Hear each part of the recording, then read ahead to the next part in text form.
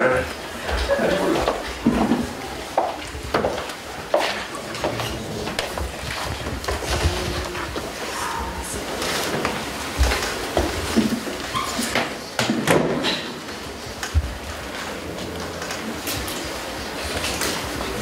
Başkan, değerli dinleyiciler, hepinize soğuk ve karanlık Finlandiya'dan, beyaz kızılmaklar ülkesinden size bu sıcak selamlarını getirdim. Bugün aranızda bulunmaktan çok mutluluk duyuyorum. Davetiniz ve bana Hocam Arif Rami'ye olan minnet borcumu biraz olsa da ödeme fırsatı verdiğiniz için size çok teşekkür ederim. Finlandiya Tatarlar 19. yüzyılın sonunda ve 20. yüzyılın başlarında 1870 yılından başlayarak Finlandiya tüccar olarak gelmeye başladılar. Nizhny Novgorod vilayetindeki Tatar köylerinden Finlandiya'ya olan bu güçlü göçler aktif şekilde 1925 yılına kadar devam etti. Finlandiya 1917 yılına kadar Çarlık Rusya'nın Grand Düklüğü idi. Finlandiya bağımsızlığını 1917 yılında kazandı. Finlandiya'ya gelen Tatarlar farklı şehirlere yerleştiler ve ticaret işlerinde başarılı oldular. Finlandiya toplumuna iyi bir şekilde entegre olurken kendi kültür, dil, din, öz adetlerini korudular. Kurdukları farklı cemiyetlerle kültürlerinin yaşamasını ve gelişmesini sağladılar. Her zaman çocukların ve gençlerin eğitimine önem verdiler. Onun için Finlandiya'da dil ve din öğretmenlerine ihtiyaç vardı.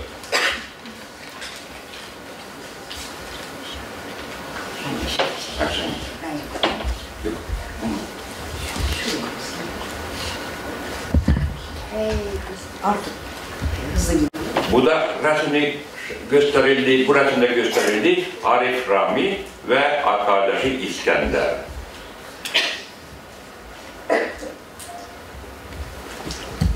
Bu Finlandiya haritasının bir bölümü. Finlandiya'da Tatarlarının yaşadığı yerler, şehirler ne görüyorsunuz ve bu şehirlerde çoğunlukla, bu şehirlerin çoğunluğunda Arif Rami öğretti. Burada bir yer görünmüyor, o Terijoki, bu doğuda çok yakın Sankt Petersburg'da Terijoki isimli ama İkinci Dünya Savaşı'nda Finlandiya onu kaybetti ve Sovyetler Birliği'ne kaldı. Onun bugünkü ismi Zelenogorsk.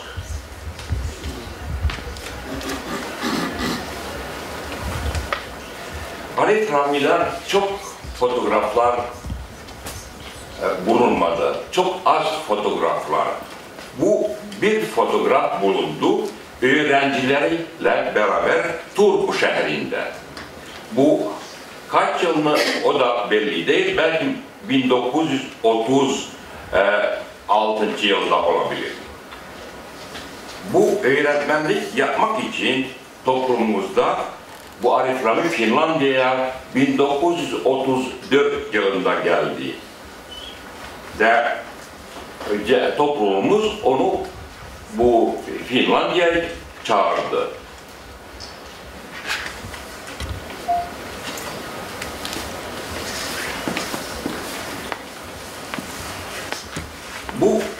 Biraz size bu binalarını göstermek istiyorum. Nerede Arif Rami öğretti?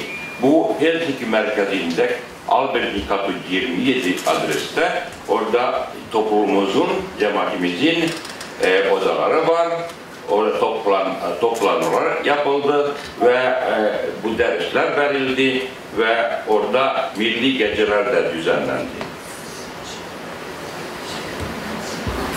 Bu 1961 başlarken bu binada bizim cemaatimizin binasında 5 katlı bina, o kendimizi ki burada Arif Rami öğretti.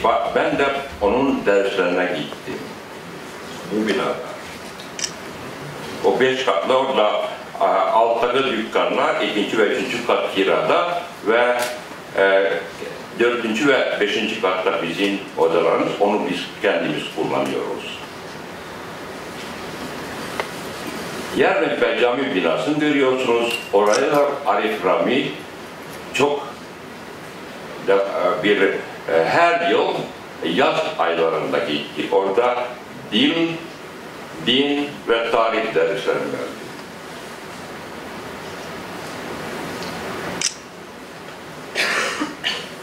Bu bir dakika. Siz şimdi bu toplumumuz tarafından yayınlanan Mahalle Haberleri dergisi görüyorsunuz. Ve bu dergide bu 1964 yılının 29. sayısında bu ayrıca bilgiler var. Ve bu dersler ile bilgiler size okumak istiyorum. Arif Rami burada bak. Bir dakika. Mesela 1962-63 okul yılı Helsinki kursası müddeti 62'den 63'e kadar. 8 ay yarın, demek 8,5 ay okutucu öğretmen Arif Rami kursada okuyan bala sana 29, demek kursa katılan çocuklar sayısı 29 bahsedilmiş ve sonra da orada ilgi var, bilgi var. Ve Arif Rami'nin ayrıca bir şey var, Arif Rami'nin işinden ayrılmak, görevinden ayrılmak bilgisi de orada bu mesela Arif Rami 68 yaşında olduğu için de 30 yıl hizmet ettikten sonra ve sağlık problemlerinden dolayı görevi bırakmak istediğini bildirmiştir. Bu Mahalle Haberleri dergisinde. İkinci Mahalle Haberleri dergisi de bu dergide Arif Rami'nin açıklaması var de hangi konu hakkında? Mesela toplumumuzda 50. yıllarda Arap ve Latin harfleri arasında tartışmalar yapılmaktaydı. Bu yaşlı nesil Arap harflerini istedi ve gençler Latin harflerle okumak istedi. De Arif Rami'nin bu komisya adına eğitimde Latin harflerine geçmeyi ve yakın olduğu için Türkiye Türkçesinin kullanılmasına da tavsiye etti. Çünkü böylece bu ana dilimiz zengin olacaktır dedi. Yani bu tabii yaşlı üyelerimiz çok kabul etmediler ama Latin harflerine geçti. Mesela ben kendim Arap harflerle ana dilimi öğrendim. Arif Rami'den. De bu açıklama onun Arif Rami'nin görüyorsunuz, imzasını. Şimdi size bazı kitapları gösteriyorum. Arap harflerle yazılmış Türk tarihi sabahları, Türk tarihi dersleri. Bu kitaptan ben de tarihimizi öğrendim. Orada Altın Ordu'dan, Kazan Hanlığı'ndan yazılmış. Bu Zakir Kadiri'nin yazan kitabı. Zor idi, Arap harflerle öğrenmek zor idi. Ondan sonra din kitaplarında da Latin harflerle yazılmış yana iman şartı. Onu da bu Arif Rami öğretti. Hukuk kitabı, okuma kitabı da derslerde kullanıldı. Arif Rami yalnız Finlandiya'da öğretmenliğini yapmadı. O Estonya'da oradaki Tatar çocuklarına dil, tarih ve dini öğretmeye gitti. Bu bir kitap var İngiliz dilinde, Muslim Tatar Minorities in the Baltic Sea Region ve orada yazı var ve Arif Rami de orada bahsedilmiş. Bu da çok ilginç bir şey. İlişkiler de Finlandiya'nın dışında da oldu. Demek Estonya, Tallinn ve Narva şehirlerine gitti.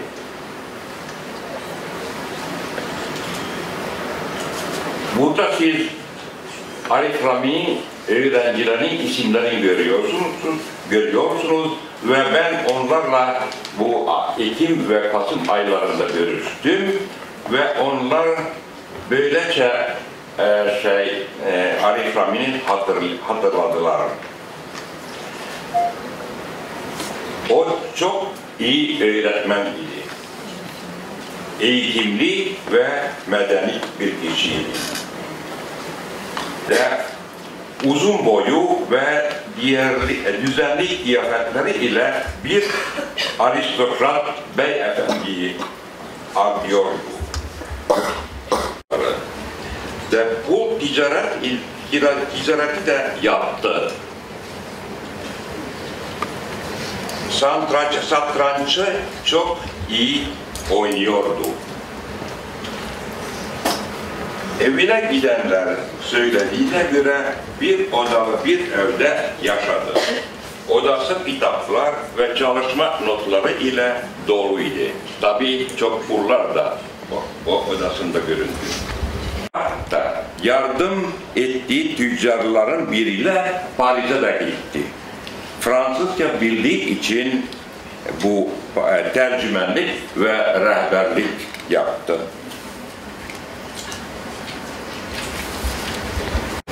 Söyledi, demek Adila Hanım Arif Rami ile de görüşmüş de 1960 yılının Ocak ayında Adila Ayla Hanım Finlandiya ziyaret etti ve bizim evimize de geldi. Bu annemin ve babamın konuk defterindeki yazı ve orada Arif Rami'nin ve Adila Ayla'nın imzaları var. Arap harflerle yazılmış. Okusam kısaca mümkün mü? Olur. Güzel ve sevimli evinizdeki birbirini tamamlayan yemek, sohbet ve ilim ziyafetini hiçbir zaman unutamayacağız. Böyle. Değiştirdi. Bu Arif Rami'nin oturduğu son ev.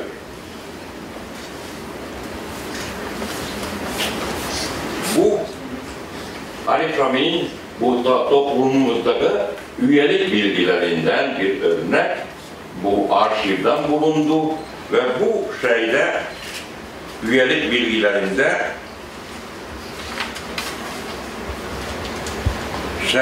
bahsedilmiş. Nerede doğdu? Mümkün mü bunu açma?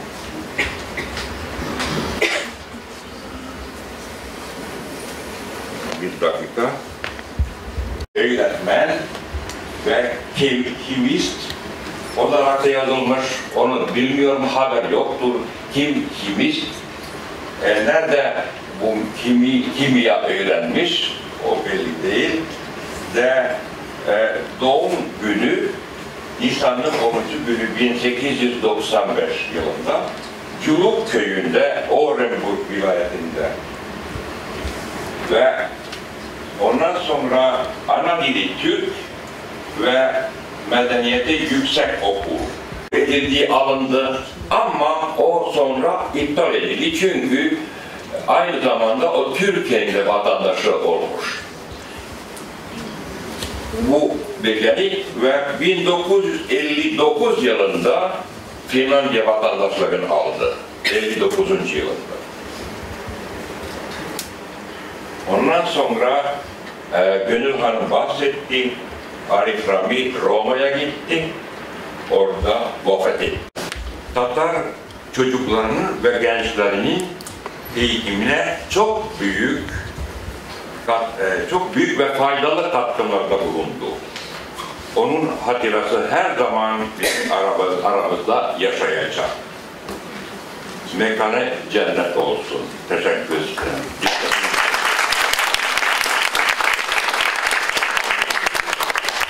Okan Dair'e çok teşekkür. Saygıyla andı, rahmetle andı. Biz de bu duasına katılıyoruz. Çok teşekkür ederiz.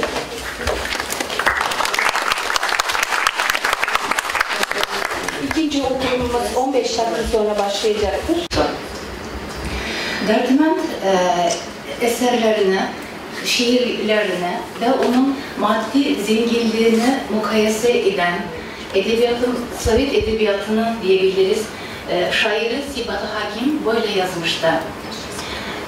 Terazinin bir kefesine Derdiment'in altınlarını, diğerine şiirlerini koyarsa hangisi daha ağır basar? Elbette şiirleri demişti. Derdiment şiirlerinin özelliği neden ibarettir? Alican İbrahimov ilk olarak Tatar şairleri isimli gerekiyorsa kendine özgü tasvir üslubuna sahip olan Derdiment, şiir estetiğinde şark edebiyatı geleneklerini devam ettirmekle birlikte kendi düşüncelerini ve dünya tablosunu yeni bir muhtevada, batılı muhtevada aktaran şairdir.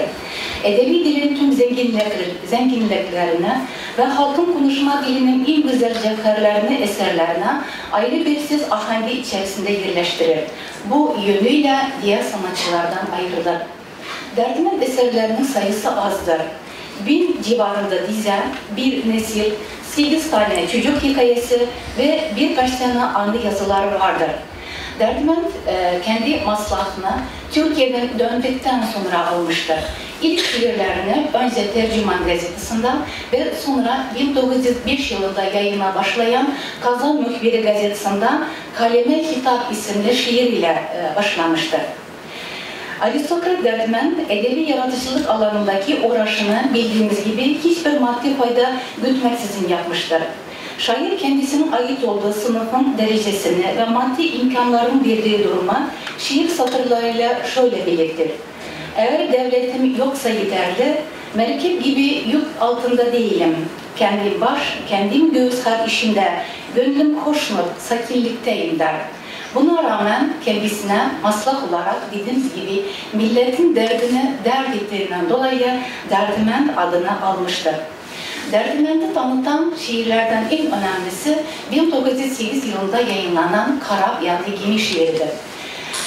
Bu dönemde 1905 yılındaki inkılaba büyük umutlar bağlayan Tatar şairleri umutlarını gün, güneş, deniz, yelken gibi şiir simgelerle belirttiklerinden Derdiment de aynı simgeleri kullanarak farklı bir dünya görüşünü ortaya koymuştur. Onun bakışından dünya, gelecek, endişe, kaygı ve hüzün dolu olarak yansıtılmıştır. Eser bestelenen şiir günümüzde Uygur Türklerinin de Uygur Tatarlarının da bir gimna olarak sayılan bu şiirinin ilk kıtasında Derdiment Rus edebiyatındaki Lermontov'un Paru şiirindeki gibi deniz gemisinde rüzgarın etkisinde kendi yolunu bulmaya çalışan şahıs hayatını yansıtmış gibi. Fakat ikinci kısımda ülke gemisini yer sürer dediğin zaman bu gemi sadece bir şahsın değil, inkılabi değişimler sonucunda kendi yolunu bulmaya çalışan milletin, ülkenin kaderini anlamında kendisine almıştır. Ali Can İbrahim bu şiirine nispeten derdimin 8. yılın başında yüksek sesle gürültü yapıp uğuldayan, deniz dalgalarını yarıp giden mucize gemi üzerinde tecelli eder. Onun edebi yüzü acayip seviyede güzel olmanın yanı sıra gözlerinde bir umitsizlik karışımı inleme ve zor tefekkür eseri pırıldamaktaydır der. Evet, Dertmen sadece ayrı bir şahsın geleceği değil, milletin, vatanın geleceği için de endişe eden bir şahıs olarak, şair olarak tanınmıştır. Yine Ali Can İbrahimov'un yazdığı gibi Dertmen'in eserlerinde ölümü ve hayatı ikisini içine alan dünya ona ölüm yönünden görünür. Ve bu karamsarlığın nedeni toplumda yaklaşan değişimler, diğer taraftan şark felsefesi özellikle Ömer Hayyam eserlerinin etkisidir. Zira bu iki sanatçının da eserlerinde, yaratıcılığında ölüm ve yaşam konusu önemli konulardan sayılmaktadır. Dertmen'in dünyaya bakışını yansıtan eserlerinden, evrensel konularını yansıtan eserlerinden biz adımları şiirde çok önemlidir. Buradaki tabloda sonunda düz çeviri olarak şiirler verilmektedir. Asırlar geçti gitti, geçti yıllar, nebiler, padişahlar sürdü devran. Ömürlerdir göçüyor kervan ve kervan, gelip geçti cihandan nice illerdir. Ve özellikle son kıtada şair, insanın bu fani dünyada sadece bir misafir olduğunu, bu dünyaya ayak bastığından hayatının sonuna kadar kaygı dert içinde yaşadığını ve hayallerini gerçekleştiremeden ebedi dünyaya geçişini dile getirir. İnsan ömrünün ne kadar kısa olduğunu vurgulamak için onu kum ve kumdaki izlere benzetir. Kumdaki izleri silip süpüren yelin, insan ve toplum kaderini belirleyen siyasi olaylar göz önünde tutulmaktadır. Derdimen sadece 100.000 yılları göz önünde tutmaz.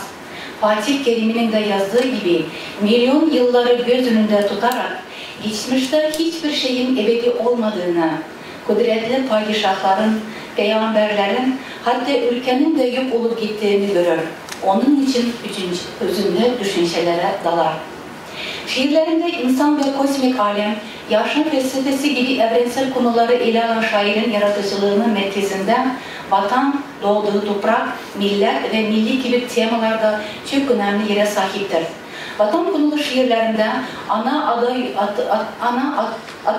yurdu ve memleket sevdası, dil ve milli kimlik, doğduğu topraklarının doğal güzelliği ve sevgili yar gibi ilgili şiirsel düşünceler yer alır. Derdimen onları bir bütün olarak görür ve bu konuları kaleme alırken şair her birine özgü bir tarzda yaklaşmıştır. Mesela atam anam yurdu için olsa 1000 canım feda, doğup büyüdüğüm yerim için son damla kanım feda gibi dörtlüğünde anlaşıldığı gibi lirik kahraman kendisini anne baba yurdundan ve yetiştiği topraktan ayrı görmüyor. Onlara kendisini feda edecek derecede bağlı olduğu anlaşılır. Derdimen, halk ve vatan kavramlarını kendisine özgü bir şekilde yaklaşan, evrensel yükseklikten değerlendiren şairdir. O, halk ve vatan düşüncelerine bir çizgi içerisinde bakmaz. Derdimen'e göre vatan değişebilir. Fakat kan ve süt ile birleşen kavim, halk çeşitli devletler içerisinde de yaşamını sürdürebilir. Dünya tarihinde vatanı olmayan fakat farklı topraklarda millet olarak yaşayan ne kadar halk olduğu bilinmektedir. Ve bu fikirler onun Gürleyen Sular isimli şiirinde yansır. Mi gazizler, bu vatan mı? Ah tuğan kavmim aziz. O mukaddes kan ile o izgi sütken niciter. Süt kalır, vatan gider. Süt kalır, vatan gider diye özgü bir şekilde yanıtlar. Dünya görüşünde daha çok varoluşçuluk, umutsuzluk ve hüzün düşünceleri ağırlık alan Derdimen'in memlekete olan sevdasını yansıtan şiirlerinde anahtar kelime derecesinde anlam taşıyan kavramlar bize çarpar ve bazen aynı kelime tam metin içerisinde farklı anlamlarla karşımıza çıkar. Onun eserlerinde sık kullanılan örneğin günümüz Atatürkçesinde daha çok özürlü, sağlıksız anlamında gelen galip sözü her şiirinde farklı anlam taşır. Eğer varırsan Tanrı ile bizim ile, selam söyle selam o nince bile, rüyasında yol için saçını tarasın, garibanın dönüşüne faldan baksın şeklindeki alıntıdan, gariban memleketinden uzakta, yabancı topraklarda hayat sürdüren, mutluluk peşinden dolaşan garibanı gözünde tutar.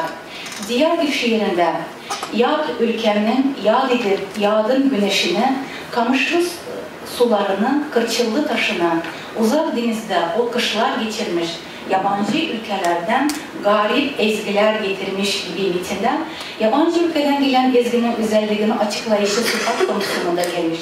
Ve bu ezginin garip yani değişik, bu topraklarla özgü olmadığını vurgulayan önemli unsur olarak algılanır. Dörtlüğün ilk satırında tekrarlanan yad ülke, yad edilen yad güneşi kavramlarının tamamlayıcı, lirik kahraman için o yabancı ülkenin ezgileri de gizemli, acayip yad olduğunu gösterir. Garip ezgi var önünde yerlerin, doğduğu yerlerden isen yıl demezsin beytinde de, vatan toprağından isen yılın sesinde garip, yani tanıdık olmayan bir hüznün olduğunu vurgular. Memleketten gelen ezginin hüzün dolu olması, şairin dünyaya bakış açısının özgü olmasından kaynaklanır. Halk edebiyatından esinlenerek yazılan bazı şiirlerinde özelliklerine de eğer varırsan Tanrı yeri bizim ile eserlerinde memleketine ve oradaki sevgilisine olan duygularını çok güzel ifadelerle dile getirir. Halk edebiyatından gelen motifler, rüyada saç taramak, fal bakmak, annelerinin laneti üzerine kuşa dönüşen ve birbiriyle hiç kavuşamayan kuş çocuklar, saf sık beydi, halk türkülerinde ele alınan ince bel, güzel kız gibi tasvirler Derdmen'in sevdiği halkının yaşamına varlığını, yakınlığını göstermektedir. Evet, eğer varırsan Tanrı ile bizim ile, selamlar söyle, selam o ince bile, rüyasında yol için saçını tarasın, garibanın dönüşüne faldan baksın, Allah'ından kavuşmayı istesin, selamlar söyle, selam o ince bile. Mesela varoluşu bakış açısını belirtir. Aynı kelimenin tekrarından uzak duran şair, hasret, özlem bu düşünceleri yansıtırken, o kelimenin eş anlamı olan dert, hüzün, kaygı gibi sözcükleri ustaca kullanır. Ve bu sözcüklerin bir araya kullanışıyla tenasüp sanatı meydana gelir. Nedir ey sevgili bu yaş yüzünden de?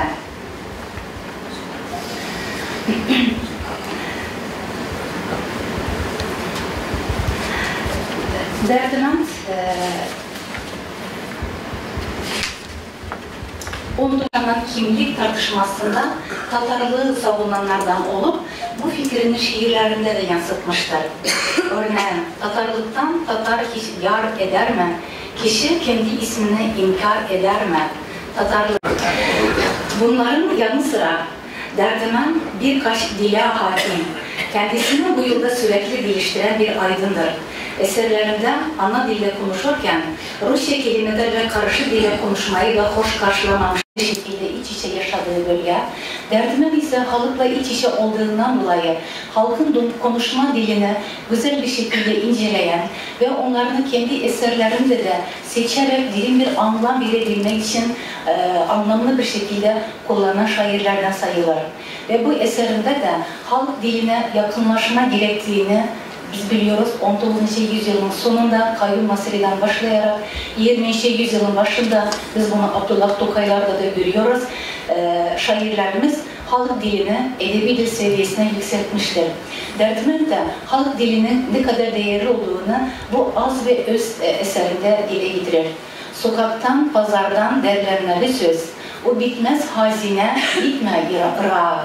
Kaba da olsa dil, halkın özü ve öz sözünü oyup sal o kulağa demiştir.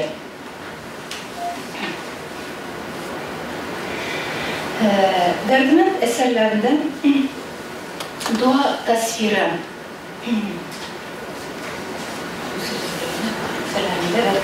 Doğu büyüdüğü ve hayat sürdürdüğü memleketin doğa tasviri İşaret Meydanı'nda Bedevi Tulpar, hava heves aleminin uçan şonkar beytinde tam bitin antetezler olarak İşaret Meydanı, hava heves alemi, Tulpar ve şonkar gibi imajlar kullanılır. Zıt olan iki farklı dünya, yani keyif sürerek yaşam sürdüren bir dünyası gökyüzü alemine karşı koyulur. Tulpar eski Türk inanışından kanatlı kutsal attır. Şonkar'da eski Türklerde ile alıştırılmış şahin, kartaldır. Türk mitolojisinde uçan at anlamını taşıyan Tulpar, Derdimen şiirinde Bedevilerin dünyasında verilmiş kutsallığını kaybetmiş, ona başka bir anlam yüklenmiştir. Derdimen'in İkim inkılabına olan düşüncelerine bakışını yansıtan eser Kovandı İl isimli eserdir. Yani burada kendisinin insanlar toplum tarafından ikim ihtilalının güzel bir şekilde kabul edildiğini, onu cihan toyu şeklinde değerlendirir. Fakat ikim ihtilalını Derdimen şeytan tükürüğüne benzetir. Yani her şeyi yandıran, yakan, her şeyi yok eden şeytan tükürüğü onun içindir. Ve onun farazları gerçekten de milli konuda baktığım zaman pek çok konuda bu farazlarının doğru olduğunun zaman, tarih kendisinden sonra göstermiştir. Derdimen, evet, maddi imkanı olmasına rağmen toprağını terk etmez. Memleketini bekleyen sonuçları onunla birlikte göğüs girerek onları birlikte atlatmışlar. Kendisini bu düğün için, yeni bir dünya için yabancı olduğunu, kendi yerinin geçmişte olduğunu da şehit satırlarında yansıtmışlar. Ve ilde bir dost olmasa eğer, bütün ülke düşman değildir diyerek kendi kaderi aldığında, yani çünkü onun eserlerinde insanlığın kader karşısında güçsüz olduğunu yansıtan fikirler ağırlık aldığından dolayı kendi kaderine baş eğmiş diyebiliriz. Evet, sonuç olarak Derdimen bir romantik şair olarak şiiri yükseltir. Onu günlük hissiyatını açığa vuran bir araç olarak kullanır. Şiir dünyasında kendisi için ayrı bir huzur, lezzet ve güzellik görür. Onun müzikal değerine, ses uyumuna çok önem verir. Kelimenin zarafetini bulmaya çalışan şair, söz yardımıyla resim çizmenin yeni yollarını bulur. Şiirlerinde içerik ve şekil bütünlüğüne dikkatlice davranır. Psikolojik değişimini yansıtmada mevsimleri, renk ve ışık motiflerini ustaca ele alır. Onun şiir eserlerinde halk edebiyatından gelen motifler, hikmetli sözler, mecazlar ve söz sanatları sanatkar bir şekilde kullanılır. Derdimen kendisinden sonra şiir mektebini oluşturan önemli şairdir. Konuşmamı sabırla dinlediğiniz için teşekkür ediyorum. Her şeyden önce ben de şükranlarımı sunmak istiyorum. Kars'ın soğuk ikliminden sonra böyle bir sıcak ortama düşmemizi sağlayan herkese teşekkür ederim. Ayrıca ne mutlu bize, başımızda bizim büyüklerimiz var. Geçen de hatırlıyorum Ayas İshaki toplantısına Tülay Duran hanımefendi hepimizi bir araya toplamıştı. Bu sefer de Gönül Bultar hanımefendi bizi bir araya topladı. Sadece biz Tatarları değil, yüreğinde Tatar sevdası olan bütün Türkiye Türklerini de bir araya toplamayı başardınız. Tabii biz Kazan Tatarları bildiğimizde de zaten birilerimiz Helsinki'den geliyor, birilerimiz Türkiye'deyiz artık, yani değişik yerlerden. Hatta Muhsin Veli Efendi, o da Tatar kökenli, ta Avustralya'dan gelmiş ve madem geldim İzmir'den buraya gelip bu toplantıyı istemiş. Böylece kıtaları birleştiren bir toplantı oldu. Çok teşekkür ederiz. Veysel Hanım, size de tabii özel şükranımız var. Sizin de İstanbul'da olmanız bizim için bir mutluluktur.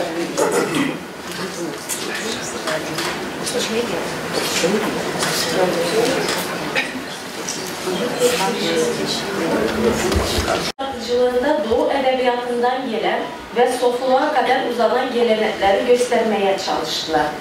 Genel olarak ise araştırmacılar Dertmend'in şiirlerinde sembolizm akımının ve varoluşçuluk felsefesinin etkisini görmezden geldiler. Privolski İdil boyu Kazan Federal Üniversitesi Rus Dili ve Edebiyatı bölümünde uzun yıllar öğretim üyesi olarak çalışan, o zamanlar 90'lı yıllarda henüz kendisi de doçent doktor ünvanında olan Albina Mazgat kızı Sayapova 1998 yılında Kazan Devlet Pedagoji Üniversitesi'nde Dertment и проблемы символизма в татарской литературе начала 20 века, Dertment ve 20. yüzyıl başı Tatar edebiyatında sembolizm sorunu adlı profesörlük tezi savundu. Ne mutlu bana onun şakirdi olmak, onun öğrencisi olmak nasip oldu ve burada şunu da bildirmek istiyorum. 90'lı yıllarda Albina Sayapova ile beraber Remiyevlerin neslinden gelen iki büyük Tatar şair vardır. Aslında bu nesil öyle bereketli bir nesil ki sadece bir değil iki büyük şair vermiştir. 20. yüzyıl başında Tukay, Sarit Remiyev ve Dertment vardı ve Sarit Remiyev ile Dertment ikisi de aynı soydan gelmekteydiler. İşte Albina Sayapova Sarit Remiyev'in eserlerinin incelenmesini bana vermişti doktor tezi olarak ve kendisi de Dertment eserlerini profesörlük tezi olarak inceledi ve savunmuştu. Böylece ikimiz de üstadımla beraber Remiyev'lerle ilgili tezler savunmuştuk. Şunu da söylemek lazım.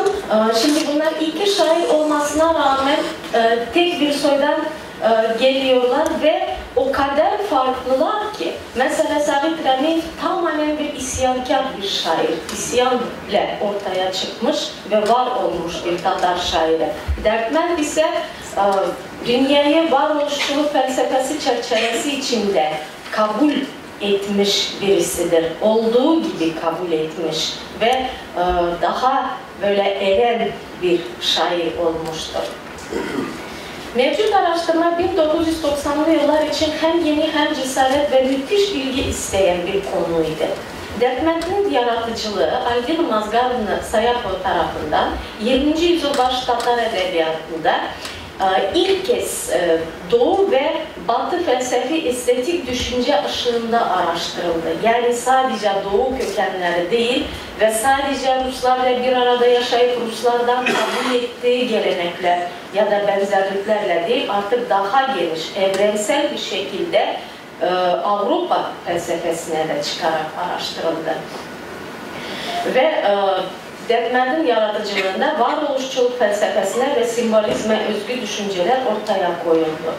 Doğu edebiyatı geleneği olarak Dertment'in şiirleri sofuluk sembolizminin felsefi prensipleri açısından izlendi. Albina Sayapova 1995 yılından bu yana Dertment ile ilgili birçok makale yayınladı. Zaten görebilirsiniz. Gönül felsefesi şairi, kimin umurunda bu zamane, Dertment ve Türkçe, Rus şairidir Türkçe, dünyayı kabullenme motivasyonu ve 2 tane monografi hazırladı. Dertment'in şiir dünyası ve simbolizm, Dertment ve Tatar edebiyatında sembolizm sorunu.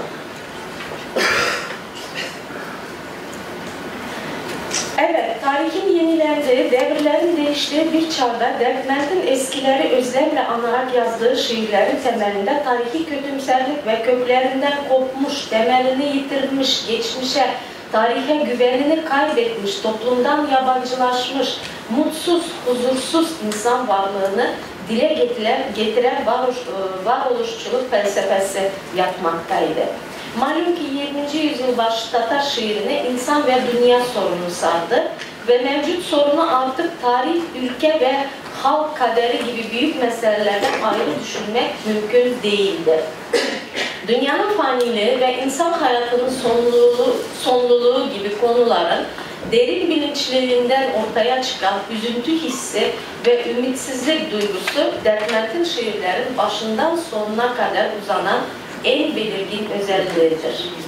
Albin Sayaflı daha 1990'lı yıllarda Dertmend'in yaratıcılığını öğrenirken Andrei Belый, Vyacheslav Ivanov, Lev Shestov, Mikhail Bakhtin gibi Rus ve Edmund Husserl, Martin Heidegger, Karl Jaspers, Martin Buber gibi Avrupa düşünürlerinin hizmetlerinde belirlenen felsefi estetiği prensiplerini temele alarak varoluşçul felsefesinin insanoğlunun gönül dünyasını ve kültürünü anlamada ne kadar önemli olduğunu ön plana çıkardı.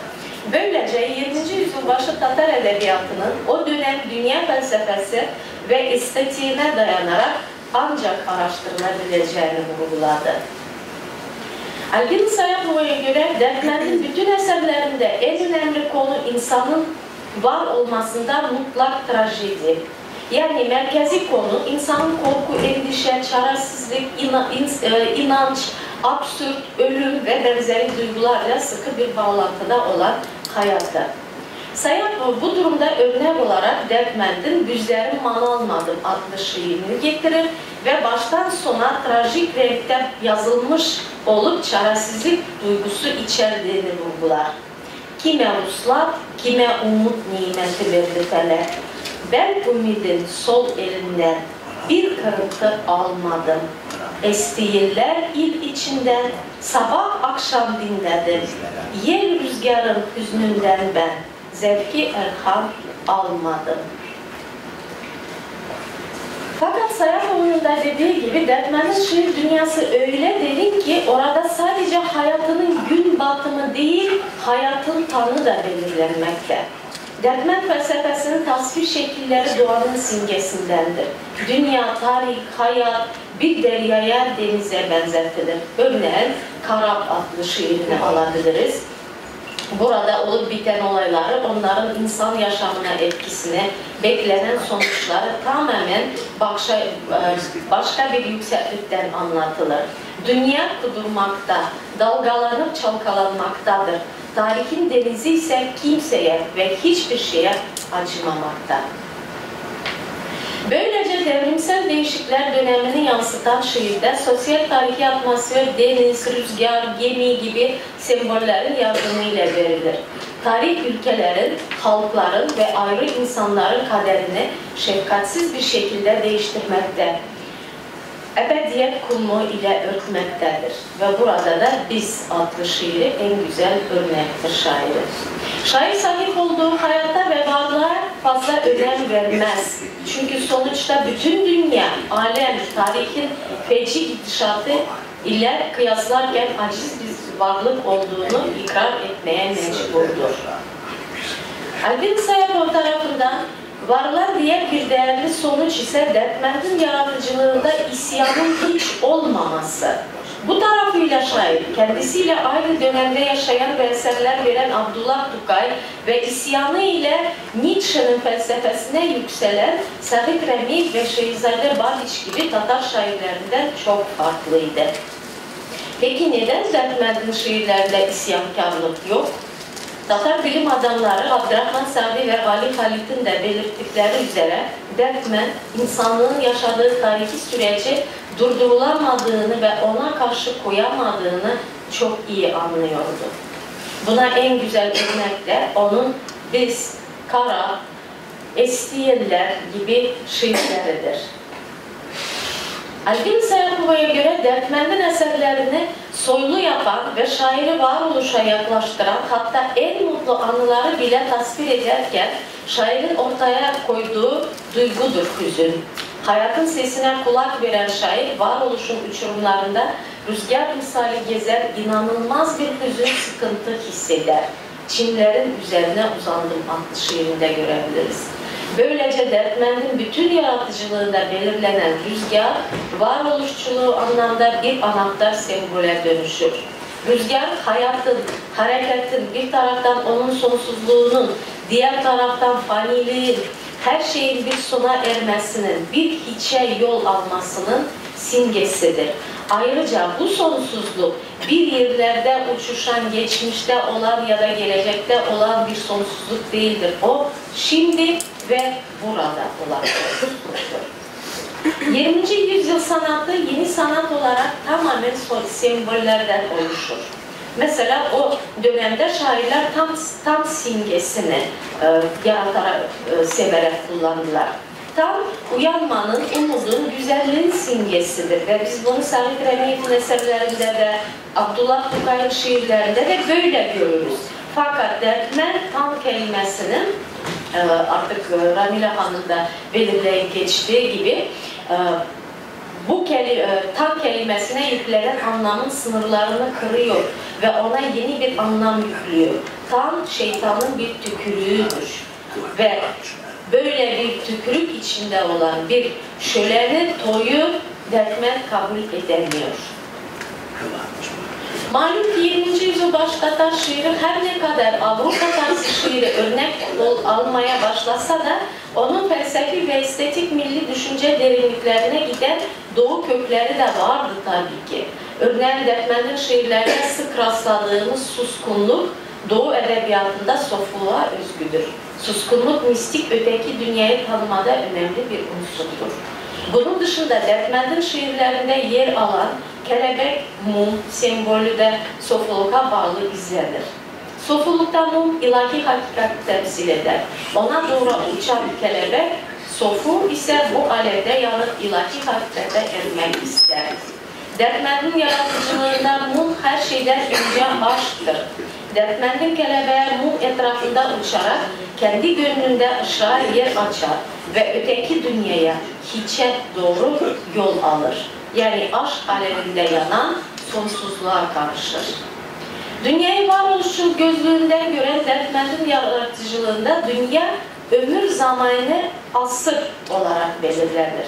Bu yüzden şiirlerinde rüzgar kadar etkin diğer sembol de sessizliktir. Dertmen biliyor ki var olma ancak sessizlik ile ifade edilir. Sessizlikte şair dünyanın ve dünyaya ait olan insanın kaderini duyar. Dertmen aslında onu varoluşçuluk felsefesi anlamında anlayan sessizliğin şairidir. Onun yaratıcılığında hep sessizliğe bir kulak verme vardır. Aynı Mevlana gibi Dertmen de insanı bütün canlı doğanın kaynağı, aşkın kaynağı olarak algılar ve şaire göre doğa insanlaştırılır. Aynı yukarıda sayılan diğer simgeler gibi bülbül de Dertmen'in şiirlerinde sofuluk şiirinden gelen bir gelenektir. Bu simge misalinde insanın yurtsuz, barksız olma haleti de görünür. Yabancı ülkelerden yabancı türküler getiren bülbül diğer Dertmen. Burada Dertmen varoluşun kaynaklarını aralayıp insanın aslında yurtsuz, barksız, yalnız bir varlık olduğunu görür. Sayakova'ya göre insan bu yurtsuz, barksız halette 20. yüzyıl başında derinden ve ayrıca uçlarda yaşar. Dünyanın kaderini de hissettiği gibi. Albin Sayakov Dertmen'de insani sonsuzluğu hissederek insanın derin içeriğini ortaya çıkaran filozoflarla aynı sıraya koyar. İnsana ilgi, uçlarda ve sınırlarda yaşanan durumlar ve tarihi varoluşun trajik yüzünü açma, Dertmen'de insanın olduğundan daha büyük ve farklı bir varlık olduğunu anlamada yardımcı olur.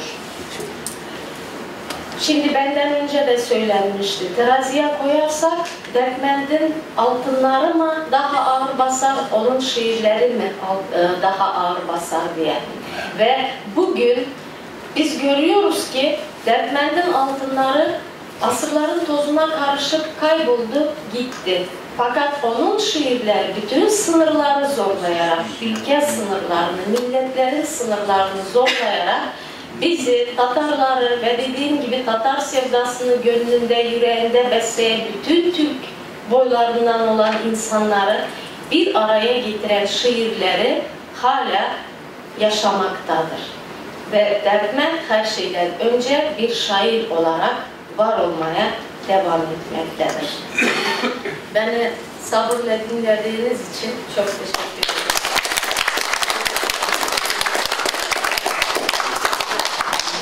Biz de Çolpan Zarıkova Çetin hanımefendiye çok teşekkür ediyoruz.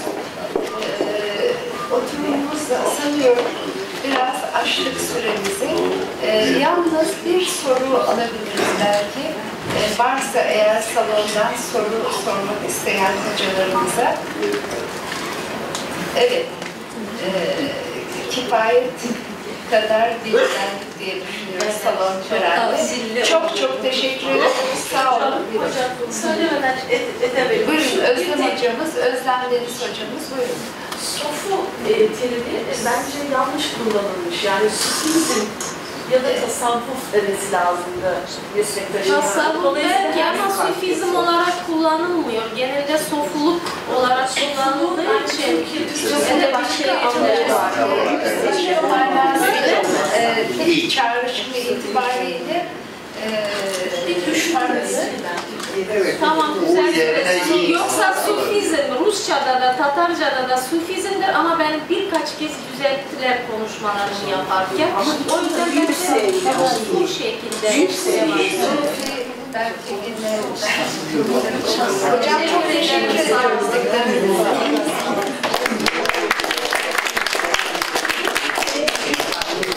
Değerli konuklar, ikinci oturumumuz tamamlandı. Üçüncü oturumumuz öğle yemeğinden sonra saat 1.30'da başlayacak diyorum. Şimdi bir konuyu netleştirmemiz lazım. Marat Gibadinov ve Lale Murtazina Tatarca konuşacaklar. Türkçe'ye çeviri